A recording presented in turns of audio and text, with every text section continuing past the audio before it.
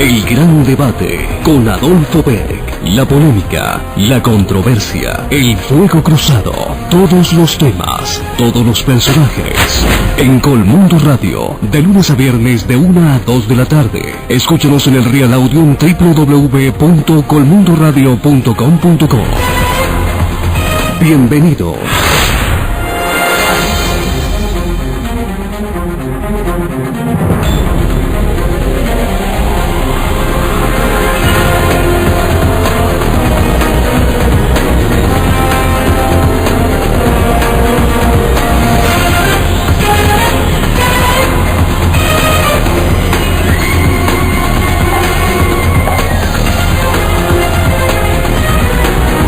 Buenas tardes, grato contar con su compañía a esta hora. Después de la 1:06 de la tarde, el gran debate con Adolfo Beck.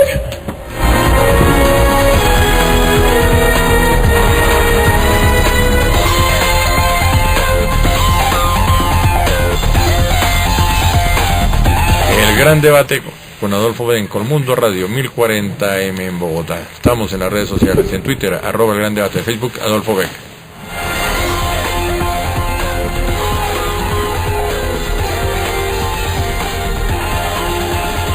Todos los archivos del programa, tanto de radio como de televisión, en el canal YouTube Adolfo Beck.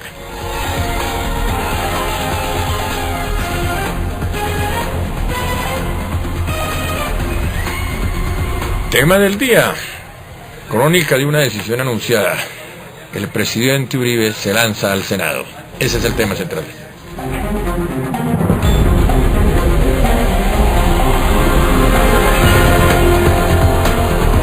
Invitado especial, el asesor número 1 del presidente, el gran compañero en esa lucha política, en esa lucha de opinión, el doctor José Tulio Gaviria. Bienvenido.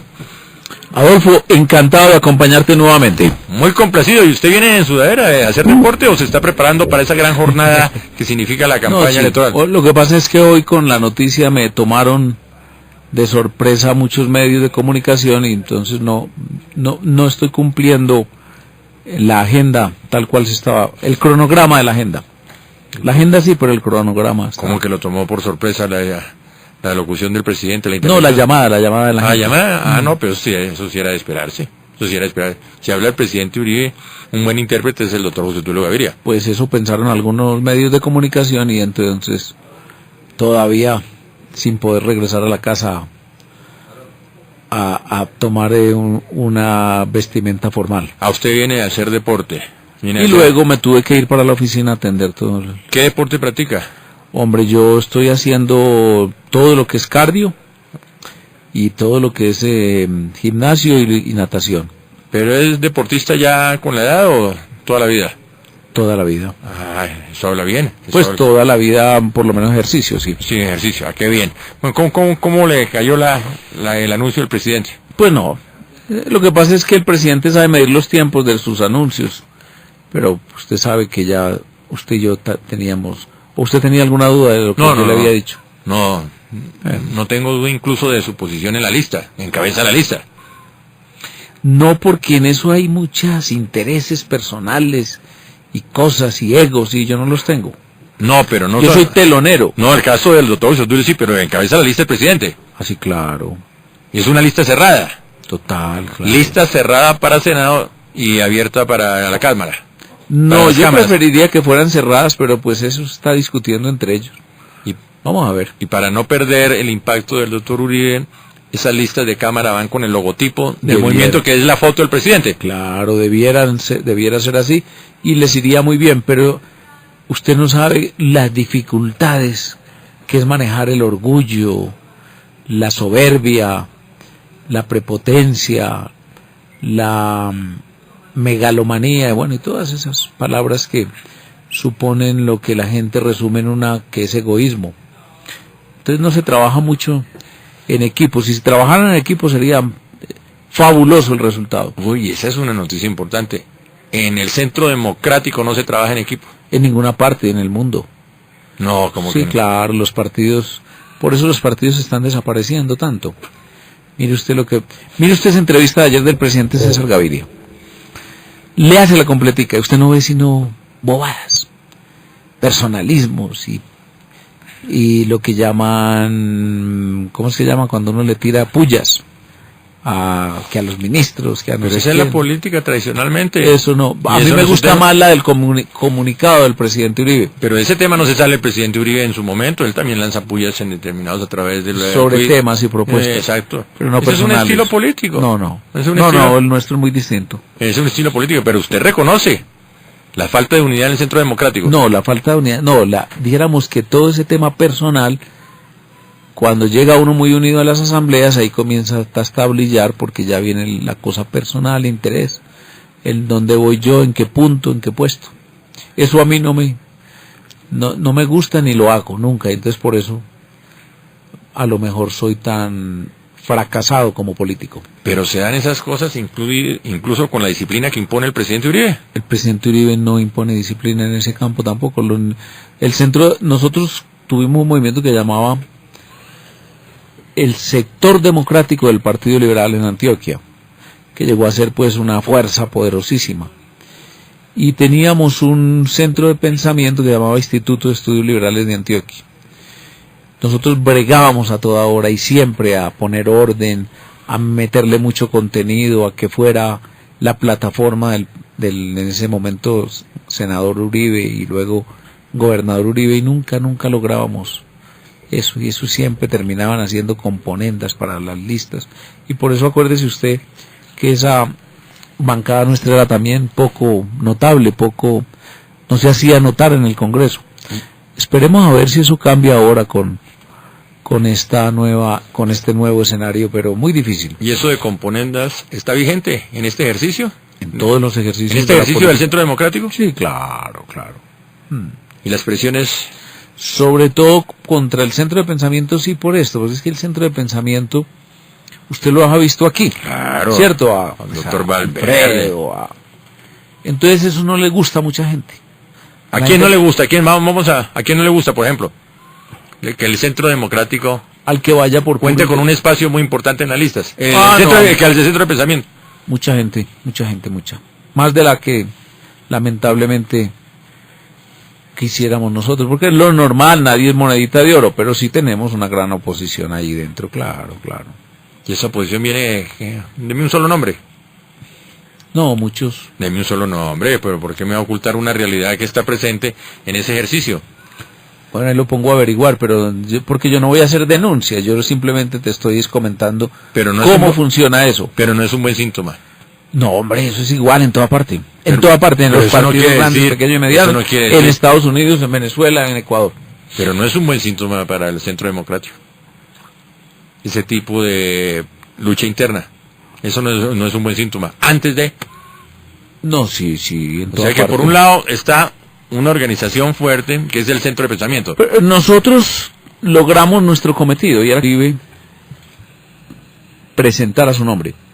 Nosotros le dijimos muy claramente en septiembre del año 2010, le dijimos, usted tiene que regresar a la política. Lamentablemente Colombia va a entrar en un camino de reconstitución de todo ese sistema anterior que nosotros estábamos desmontando. Las FARC se van a pegar una crecida inmensa. La confianza en Colombia en el exterior va a volver a comenzar a tastablillar. Vamos a tener nuevamente expresiones muy difíciles de seguridad en las carreteras, etcétera, lo que está pasando. ¿De quién fue la idea? Del centro de pensamiento. Pero el caso particular. El ¿De José centro- Tulio Gaviria? no, No, pero pero una persona lanza somos- la idea y la... Somos un colectivo. ¿Usted fundó el centro de pensamiento? Sí, Usted fundó. sí, claro. ¿Y se reúnen en la 100? Nos reunimos en la 66. Pero antes el punto de reunión era el club el World Trade. No. El centro de pensamiento nunca se... Nunca se reunió. Bueno, estoy equivocado. Pero entonces, la idea fue José Tulio Gaviria. Usted El tiene centro- que regresar a la política, usted no puede... Del centro de pensamiento Del- primero bueno, de Colombia. el centro de pensamiento. Si quiere le doy nombres, Jaime Jaramillo Paneso, Fernando Alameda, Su- en reuniones, ¿cierto?, con el presidente Uribe, Libardo Botero, bueno, mucha gente. Y de ahí en adelante, él en una reunión muy importante que usted la recuerda, la del Nogal, cuando le hicimos un homenaje a Fernando Londoño, Ajá. él tomó la bandera. Él dijo, sí, vamos a crear un movimiento.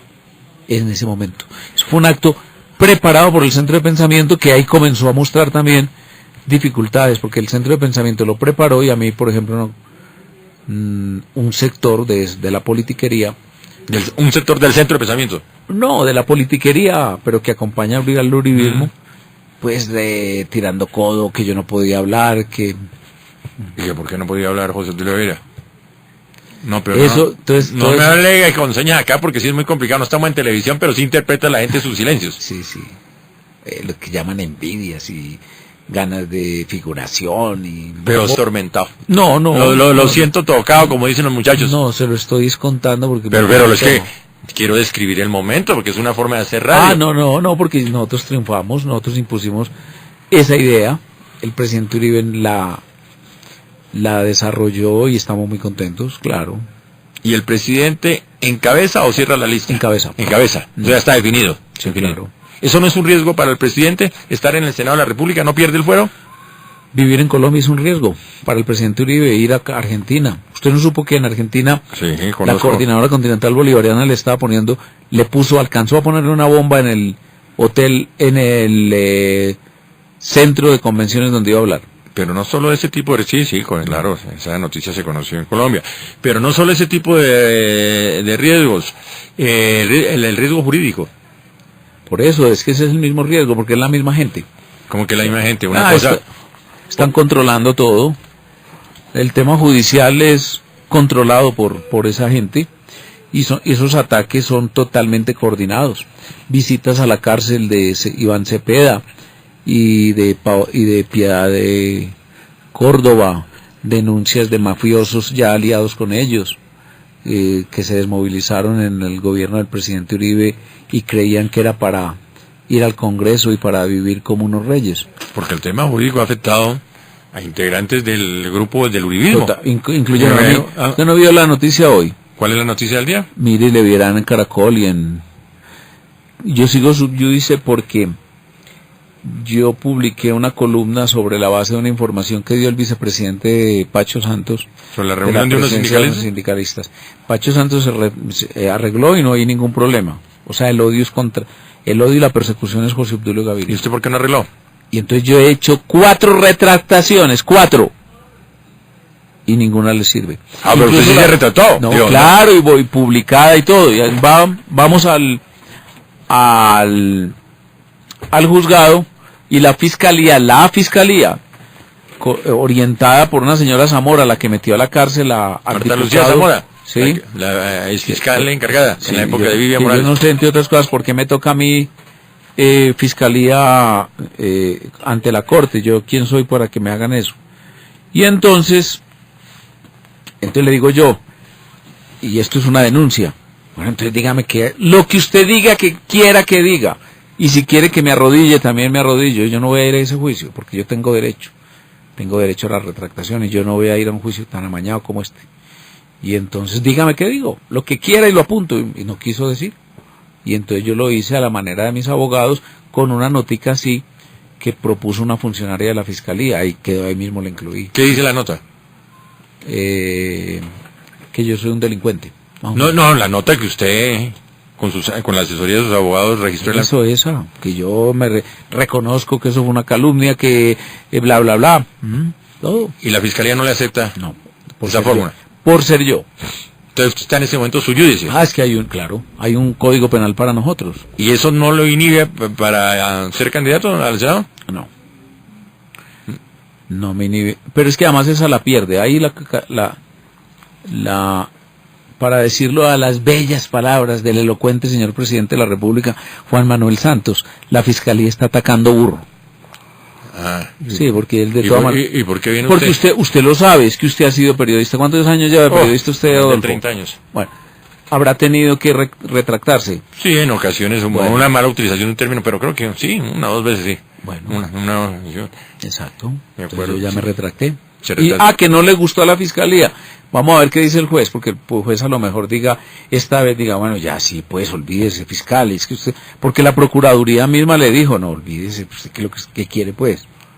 La Fiscalía está de acuerdo, la Procuraduría está de acuerdo conmigo, pero como esa Fiscalía la maneja es esa señora Zamora. Y ese es el caso de Luis Alfredo Ramos. Y Sí, exactamente. ¿usted cree en la inocencia de Luis Alfredo Ramos? Totalmente. ¿Y cuál es el argumento? No, hombre, Luis Alfredo Ramos fue a una reunión con un señor que tenía credencial incluso de negociador. Y no fue, y eso fue en el año 2004, ya no volvió al Congreso incluso. Lo que pasa es que tiene un enemigo muy poderoso que se llama León Valencia, que domina completamente todo ese ambiente. El problema es de León Valencia, no de la Fiscalía. La Fiscalía está basada en el hecho de que Luis Alfredo Ramos, según León Valencia, es que tiene una votación atípica de 1 millón de votos en Antioquia. ¿Usted ha visitado en estos días a Luis? Sí, yo lo acompañé el primer día. Ya después no he ido. Pues no parece que hay dificultades, pero... ¿Qué tipo de él sabe, dificultades? no, porque no quieren como... Es dificultades técnicas para entrar. Ajá. Entonces... ¿Y usted lo acompañó, ingresó con él? Yo lo acompañé el primer día, sí. ¿Y cuál fue la reacción de Luis Alfredo Ramos? No, él ¿Cómo estaba- estaba preparado? Él estaba tranquilo. A mí me parece que ellos debieran haber sido siempre más enérgicos frente al hecho de que era un complot. Que hablar como hablaba, por ejemplo, Sergio Araujo en sus columnas, o como he hablado yo, o como ha hablado el mismo presidente Uribe, o como Luis Carlos Restrepo. Aquí uno tiene que atener, pero no entregarse al enemigo porque lo es. Yo, en el caso de Luis Alfredo, yo me habría ido a hacer una plantón o lo que fuera en la Corte Suprema de Justicia antes de que me capturaran, y explicarle a los medios, a todo el mundo, y quedarme ahí, una huelga de hambre, lo que fuera. ¿Y usted no le insinuó eso en su momento? Sí, pero es que son personalidades distintas, y entonces es mejor. Yo tampoco pues voy a frenar ninguna decisión de nadie, ni a exigirle que se vuelva kamikaze, un combatiente, que nosotros nos ha gustado ser así, dinámicos, fronteros, duros, rebeldes. Sigo con el tema del riesgo jurídico, la presencia del presidente Uribe no solo en las listas para el Senado, sino en el Senado de la República, que sea como un hecho. Un magistrado pidió investigar al presidente. Sí, claro, por y entonces parapolítica. se va uno a mirar y es un magistrado enemigo del presidente Uribe, que combatió con el presidente Uribe desde las toldas de la extrema izquierda en la propia Universidad de Antioquia. Y entonces va uno a ver quién es, y es el principal activista de ANAPO Socialista, fundadora del M19 en la universidad. Y además un prosélito de uno de los grandes jefes del M19, cosas totalmente sabidas allá en la Universidad de Antioquia. Y siempre con esa línea, una línea de conducta de militante que utiliza la justicia para golpear o para convertirla en un martillo en contra de enemigos políticos. Así no podemos llegar a ninguna parte. Por eso, la primera propuesta que tiene que hacer el uribismo, una vez sea mayoría, es la constituyente para modificar la justicia. De lo contrario, vamos a seguir en las manos en que están. Tipos que destruyeron la justicia, tomándose el palacio y matando a los magistrados, que luego crean un instrumento para perseguir a quienes los combatieron, como el caso del coronel Plazas, y lo crean a través de una red muy bien planeada. Por ejemplo, usted sabía que el magistrado ponente de la condena del coronel Plazas fue candidato del M19 al Congreso. ¿Y eso le resta autoridad? Total, estamos hablando, ¿con qué autoridad alguien que fue candidato del M19, la organización que se toma la Corte Suprema de Justicia, juzga a un coronel de la República que dirigió la defensa de esa? Es absolutamente absurdo.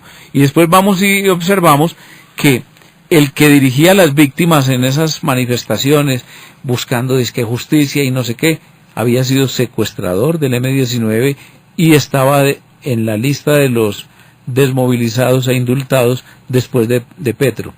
Por Dios, un montaje. Y haga de cuenta un sainete judicial. Con ese tema de la inercia jurídica no podemos llegar, y del riesgo jurídico, al punto de que ya el presidente como senador de la República, el expresidente Uribe como senador de la República, y sin fuero, la Corte Penal Internacional pueda afectarse. Bueno, la Corte Penal Internacional ha dicho claramente, y está en manos decentes, que ella pues no se va a dejar utilizar como instrumento político. incluso ha sido muy fuerte en decirle al gobierno actual que deje de hablar de tonterías respecto a la impunidad a las FARC. Es inaceptable. Y eso en primer lugar. Y en segundo lugar, la única manera de transformar esta situación que se está volviendo insoportable e imposible de sostener un país en justicia, un país sin pronta y cumplida justicia, un país que ya casi nadie cree que una sentencia le pueda salir en vida, un país que tiene magistrados que lo único que les importa es el carrusel de las pensiones, un país que fue capaz de tener una corte íntima amiga casi en su totalidad o en su mayoría de Giorgio Sale y Asensio Reyes. Entonces eso hay que cambiarlo, y la primera tarea que hay que hacer es promover una pequeña constituyente con tema específico, el tema de la reforma judicial. Primero en el gran debate con Adolfo Beg, en Colmundo Radio 1040M en Bogotá, José Obdulio Gaviria, invitado especial. Ya para cerrar el tema del riesgo jurídico, cuénteme una cosa, ¿por qué en ciertos sectores no se ha superado el tema de la relación del uribismo y del presidente Uribe con la parapolítica? Con la parapolítica, no con el paramilitarismo. No, es un ataque, y no se va a superar nunca, ni siquiera también el manejo económico, ni el manejo de las comunidades, por ejemplo, la forma como definen ellos los consejos comunales de gobierno, etcétera, ¿no? Es que con Uribe hay una confrontación a muerte en el sentido no físico, sino político y conceptual. Y es la misma confrontación que usted va a encontrar en casi todos los países con democracias en donde sectores provenientes de la extrema izquierda, sin adiestramiento democrático, llegan a tener el poder que tienen. ¿No hay riesgo en la Corte Penal Internacional? En todo hay riesgo, por lo que le digo, pero Uribe no nació en el mes de los temblores. Ya regresamos. Estamos en el gran debate con Adolfo Beg en Colmundo Radio 1040M en Bogotá. Síguenos en nuestras redes sociales, Facebook, Adolfo Beg, en Twitter, @el gran debate. Somos el camino que te lleva a tu casa propia. En Cafam encuentras subsidios, créditos, seguros, alianzas y convenios pensados para ti. Visítanos en www.cafam.com. Cafam, Caja de Compensación Familiar, vigilado Supersubsidio. La paz de un hilo en Caracas es el título del nuevo libro del periodista Francisco Turante, con detalles reveladores sobre los procesos de paz en Caracas, Venezuela y Tlaxcala, México. El libro, publicado por la Fundación Editorial Publimundo del Grupo Empresarial Colmundo, es de fácil lectura y asimilación, con enfoque imparcial de los testimonios de vida y de guerra condensados en un lenguaje sencillo. Es un aporte a la identificación de la memoria histórica, clave para la vida de un país, hoy enfrascado en La Habana, Cuba, en un contexto similar al descrito en el libro La Paz de un hilo en Caracas. Disponible en la Editorial Publimundo y en las principales librerías del país. Somos cultura que inspira tus emociones. En Cafam puedes disfrutar música, teatro, danza, pintura y un mundo de experiencias inolvidables. Visítanos en www.cafam.com. Cafam, Caja de Compensación Familiar, vigilado Supersubsidio. Píldoras Verdes, con Lombardo Rodríguez. Una llave que gotea desperdicia hasta 30 litros de agua al día. Revise sus llaves para proteger el medio ambiente y garantizar la conservación de la vida. Hay mujeres en Colombia que con amor realizan acciones voluntarias en beneficio de comunidades vulnerables. Ellas son mujeres constructoras de equidad social. Si conoces a una mujer así, postúlala antes del 15 de noviembre al 26º Premio Capam a la Mujer, en la caja de compensación de tu región o en el Club Rotario. Con el apoyo de RCN Compromiso Social, Casa Editorial El Tiempo y El Espectador, vigilado Supersubsidio. Síguenos en televisión todos los martes de 9 a 9:30 de la noche en Teleamiga Internacional. Programas diferentes.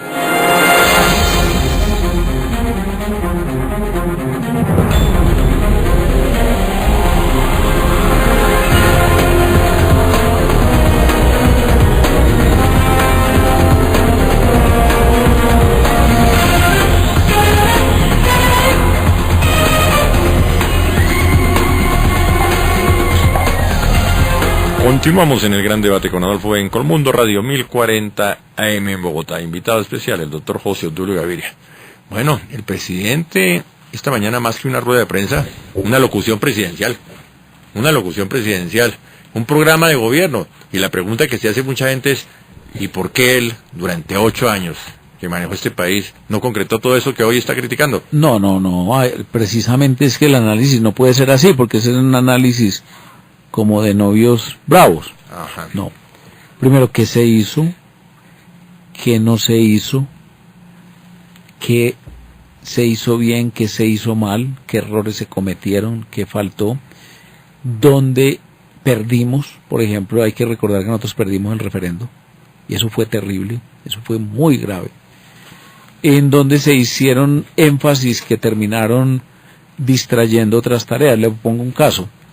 Cuando el presidente Uribe se posesionó, había problemas para pagar soldados. Fuera de los problemas que había, como por ejemplo, que había 360 alcaldes que no estaban gobernando desde los pueblos. Ese es el tema de uno seguridad. de ellos donde usted nació. Donde yo nací en Bogotá, pero hay un pueblo que quiero mucho. Bueno, ¿dónde nació su papá entonces? No, papá es alemán, papá era alemán. Y mamá en Barranca Bermeja. De su mamá. Mamá nació en Barranca Bermeja de familia antioqueña. Mi papá llega como alemán a manejar el Hotel Pipatón. Esa es la historia, para aclarar, porque usted... Sí. Pero que adoro a Barranca. Exacto. Adoro a Sí, Barranca. entonces, un pueblo pues de las entrañas. Sí, claro, total. Eran pueblos que eran ingobernables. No podía estar el alcalde en el pueblo. Se mantenían, ¿sabe dónde? En la residencia Tequendama. La residencia Tequendama era realmente un centro de gobierno del país. A toda esta gente que no gobernaba. No podían ir a los pueblos, no podían ir. Y había 100 y pico sin policía. De eso estamos hablando. Pero es que Residencia Tequendama, escúcheme que vale la nota de humor y la anécdota, no solo era el centro de los alcaldes que no podían gobernar, sino también, por ejemplo, gente del uribismo. ¿Usted sabe quién tenía oficina en la Residencia Tequendama? Pedro Juan Moreno Villa. Sí. Pedro Juan Moreno Villa tenía...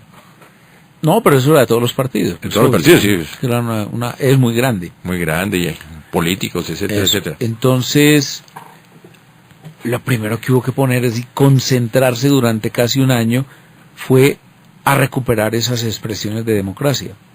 Y eso se llevó mucho dinero, se llevó mucho esfuerzo, y se hizo, e incluso lo que debiera estar concentrado en carreteras, en escuelas, etcétera, muchas veces era tiempo que se tenía que dedicar, y se dedicaba con mucho gusto a solucionar esos problemas. Eso para llegar a la conclusión que al presidente le faltó tiempo.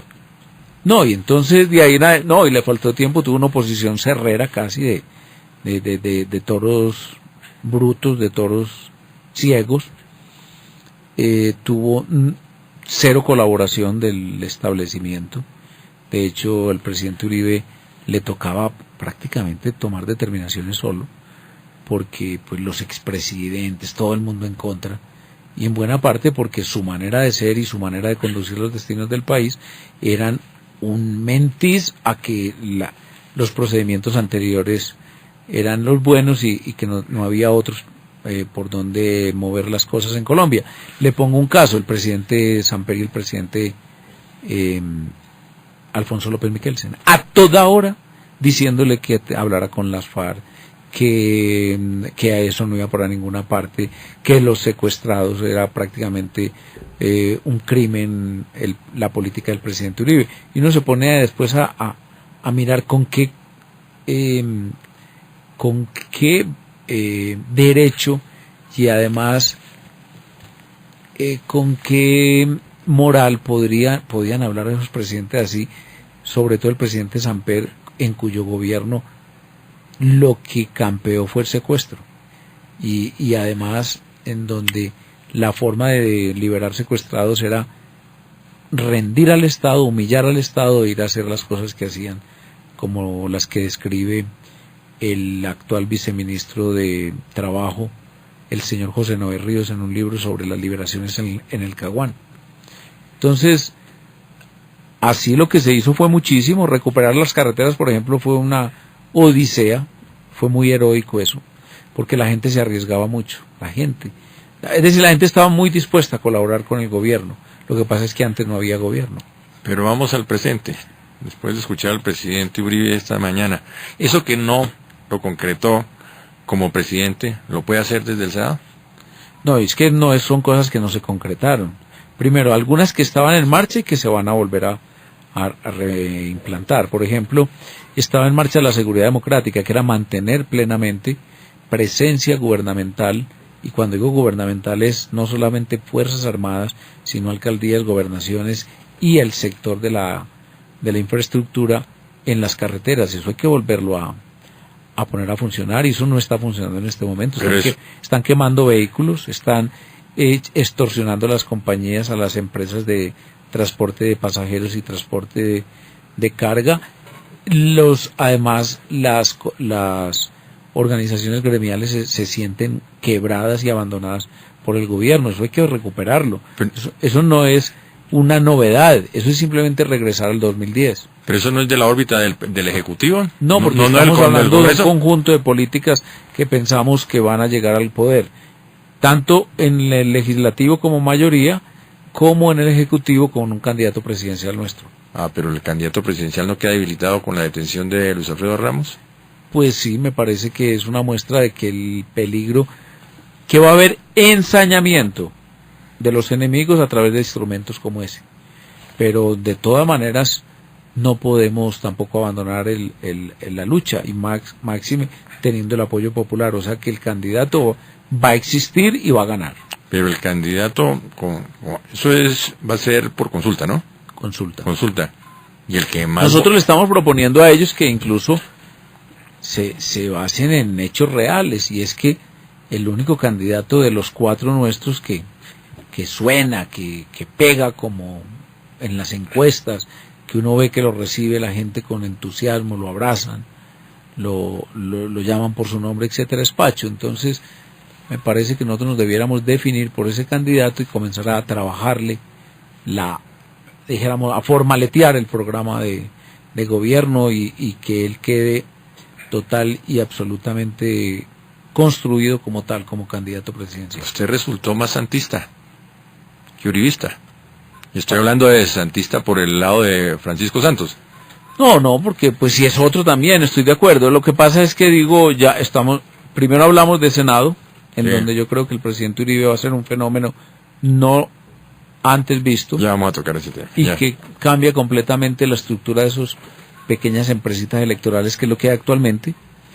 Y en segundo lugar, esa campaña le va a abrir el espacio a un candidato uribista. Es decir, aún sin ser el candidato uribista el jefe del movimiento y la persona con quien contaría todo el mundo y por la que votaría todo el mundo, sí esperamos que la fuerza de Uribe también sirva para arrastrarlo. Para usted no cuenta Oscar Iván Zuluaga, no cuenta el doctor Holmes, no cuenta Juan Vélez. No, sí, claro, por eso. ¿Quién falta en esa lista? Sí, Juan Carlos Vélez. Juan Carlos Vélez, Holmes y Oscar Iván Zuluaga. Lo de Oscar Iván, con buenos antecedentes, no pegó la candidatura de Oscar Iván Zuluaga. Por eso estoy diciendo que debieran ponerse en una actitud cero personalista, cero ambiciosa en lo personal.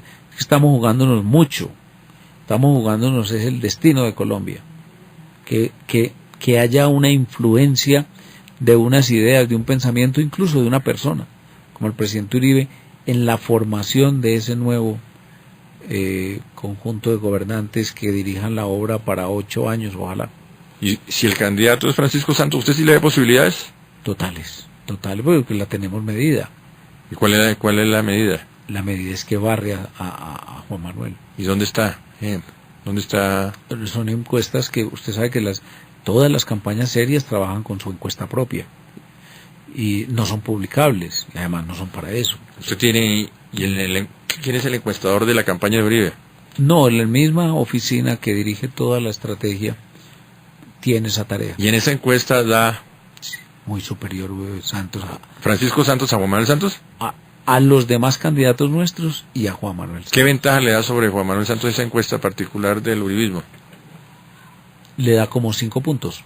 ¿Y es el segundo a bordo en esa encuesta? ¿Sale primero Francisco Santos y quién es el segundo?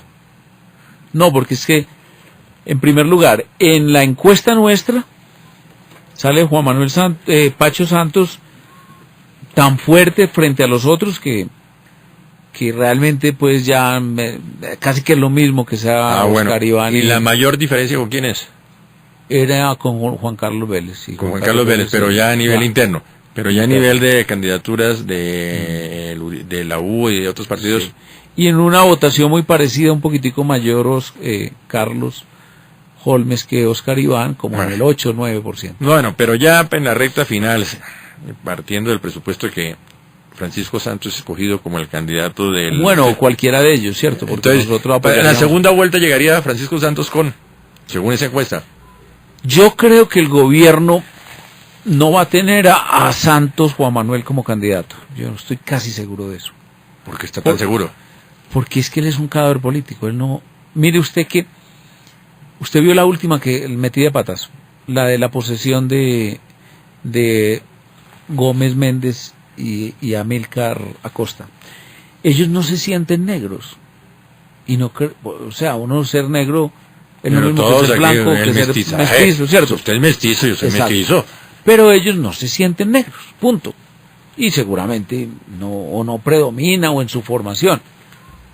Entonces terminó diciéndoselos casi como un insulto, diciéndoles que ustedes son la cuota afrodescendiente en mi gabinete. ¿Cómo se le ocurre? Eso lo que muestra es una falta, una necedad, una falta como de sentido común. Uno le dice negro al que es negro y quiere ser negro. Y si no, pues no le diga. Punto, si no le gusta. Para usted es un insulto decirle negro a Gómez Méndez y a Amílcar. No, es racismo si se lo estoy diciendo como insulto. Y entonces este señor, en su falta de sinderesis y de capacidad de raciocinio y sobre todo de improvisación, va y les dice esa barbaridad.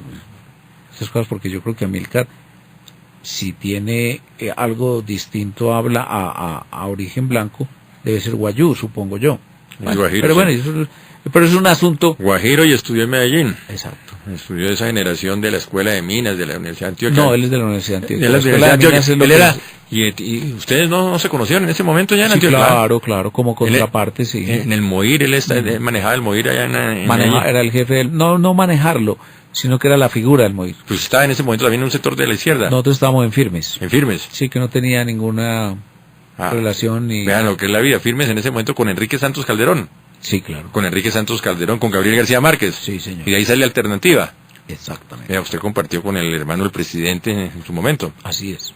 Bueno, eso es parte de la historia, de las encuestas.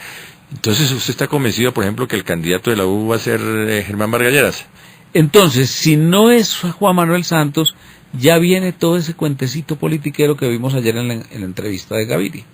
Entonces, que Gaviria va a querer tener su candidato de bolsillo. Este señor Vargas Lleras está recorriendo el país haciendo demagogia a nombre del gobierno y bregando a quedarse él con la candidatura y así.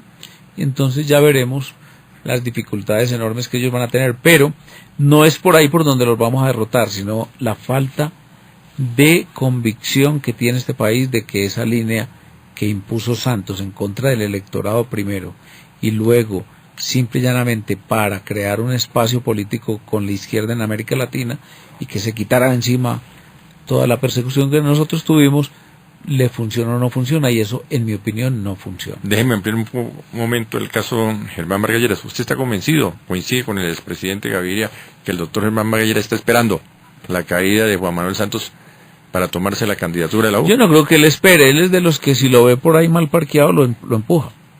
¿Qué quiere decir? ¿Que es un hombre leal? Totalmente. Él es leal a su interés personal. ¿Y usted está esperando el momento para usted? Sí, claro. Para claro. empujar a la... Y si no, yo creo que como de todas maneras es tan evidente que Santos no puede ir, ellos ellos estudian las encuestas. Las manipulan también, pero las estudian. Y deben tener unas encuestas que son incluso peores a las que vimos la última de Galo. Entonces muestran que ese candidato no es viable. Y por lo tanto, a lo mejor, decidan en noviembre. Yo había dicho que en una entrevista que me hizo Confidencial Colombia, que Santos en noviembre era un cadáver político. Creo que me equivoqué por 2 meses. Pero no obstante, lo que sí demuestra que es un cadáver político es que hay muchas aves carroñeras volando encima de él. Y la primera que salió ayer es la de la entrevista de Gaviria en el periódico El Tiempo. Deme más nombres. Es asombroso. Deme nombres de esas aves carroñeras. No, todos ellos. Por ejemplo, deme nombres. Mire lo que pasó con su gran amigo de él, Peñalosa, que inclusive no lo querían endosar a nosotros como candidato presidencial, es que da hasta risa. ¿Tocó la puerta en No, el centro? ya democrático? adhirió a la izquierda y en particular al grupo progresistas que se alía y se fusiona con el Partido Verde. Entonces, Pero está muy confundido el doctor Peñalosa, porque está con el progresismo, pero no está con Petro. no, y está con la revocatoria. Inclusive alabó a Petro y se retiró de la revocatoria. Ah, se retiró ya de la revocatoria. Ayer en un acto en Cartagena, poco trascendió. Yo es que por ahí en esas noches de insomnio, o más bien de falta de sueño, que no es insomnio, le dedico tiempo a mirar todos los periódicos y a mirar noticias en general, y entonces encontré esa perla que ayer hizo una declaración de amor Peñalosa a la extrema izquierda representada en Petro y en ese grupo del Partido Verde que encabeza Ángela Robledo. ¿Y eso es malo? Pues no,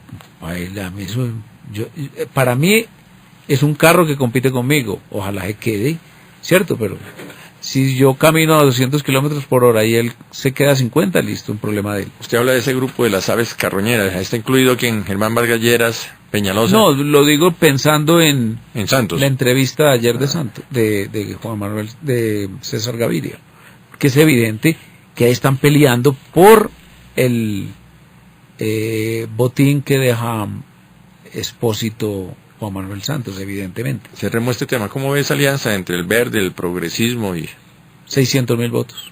¿Y por qué usted viene con esos cálculos matemáticos tan definidos? Bueno, entonces póngale pues 700.000.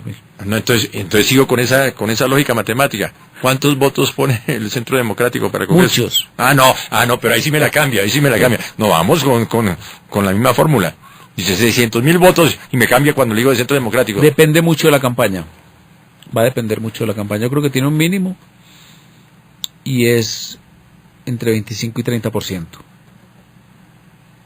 Pero se puede modificar si, como preveo, el liberalismo, los verdes, el Partido Conservador y la extrema izquierda no hacen que cuaje propuestas partidistas y propuestas colectivas.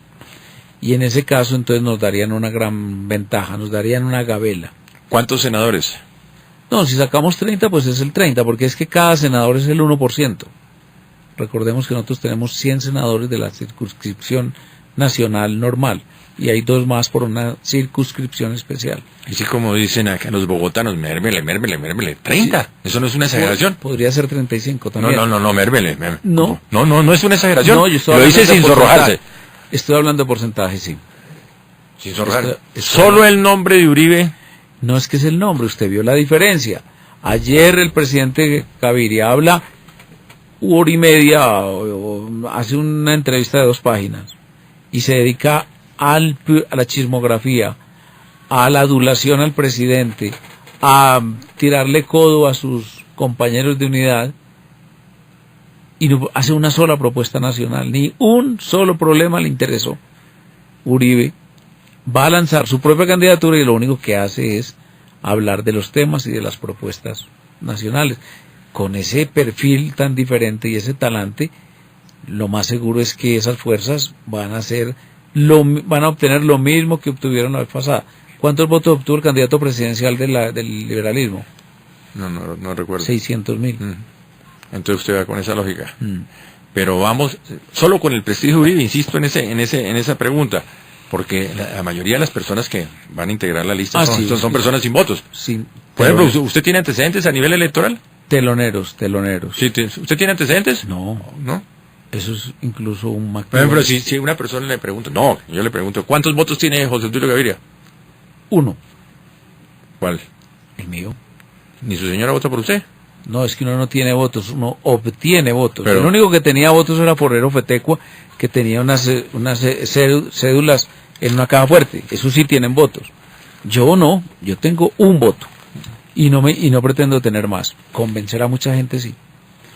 Por ejemplo, le voy a decir lo siguiente, dígame cuántos candidatos al Senado de la República es capaz usted de invitar a mantener una conversación de 1 hora. Ah, no, muy difícil. Ah, muy difícil. bueno, entonces. Entonces usted... No, le estoy diciendo que la campaña va a ser distinta, porque es una novedad. ¿Cómo va a ser la campaña? La campaña va a ser con mucha emisora, con mucho canal de televisión local, con mucha visita personal a las comunidades, con muchos temas, con muchas propuestas, con mucho debate. La estrategia Esto que no utiliza- va a ser el típico campaña de que les damos un tamal el domingo, los llevamos y los traemos, y cuando terminen de votar y si ganamos les damos 50.000 pesos, que se olviden.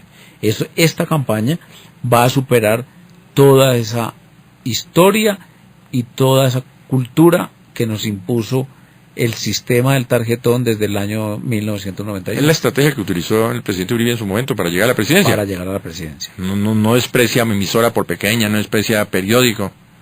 Que ver la pereza que le tienen esos jefes nacionales a las emisoras que no sean Caracol y la W y de pronto hasta RCN le cogen pereza.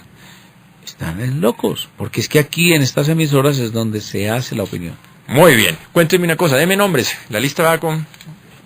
Número de yo no mujeres me he en ese- metido, yo no me he metido, van No. muchas mujeres. Sí, de nombre está la señora Cabal. Yo le tengo pereza a ese tema de la composición de listas y eso. porque ¿Cómo por es que lo van a meter en la lista y usted no va a las reuniones? Yo no voy a la reunión, ni me inscribí tampoco, le quiero decir.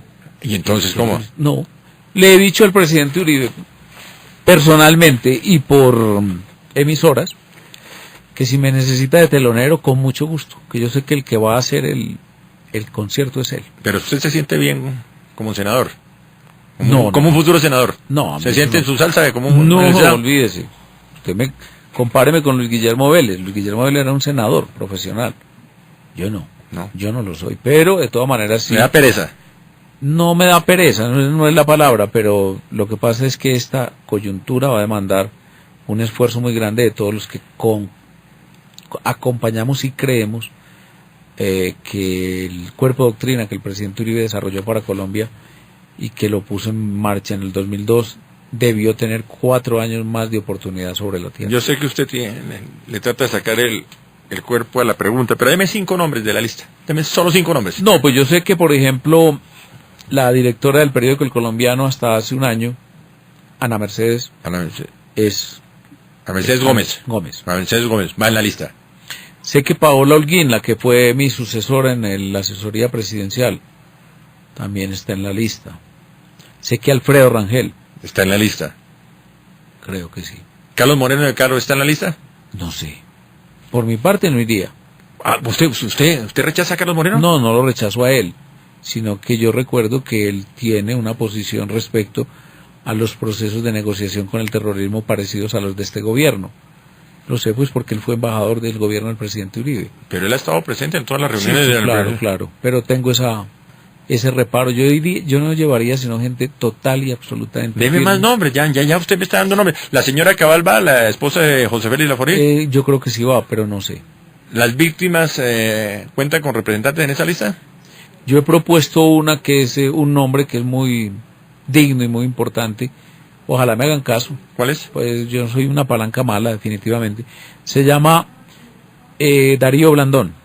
Darío, de las comunidades negras. Sí, un hombre muy elocuente, muy inteligente, muy capaz. Ojalá el presidente Uribe lo llamara a acompañarlo y sería un gran compañero de bancada. ¿Qué porcentaje de mujeres vamos a encontrar en esa lista? Yo creo que, por ejemplo, sé que por la zona de La Guajira es una mujer. ¿Quién la es? figura más importante, se llama Maritza León. Vea, usted me está adelantando nombre, Chiva, primero el gran debate con Adolfo. ¿Y qué porcentaje más o menos en esa lista? De 30%, más o menos. 30%. Las 30. De jóvenes.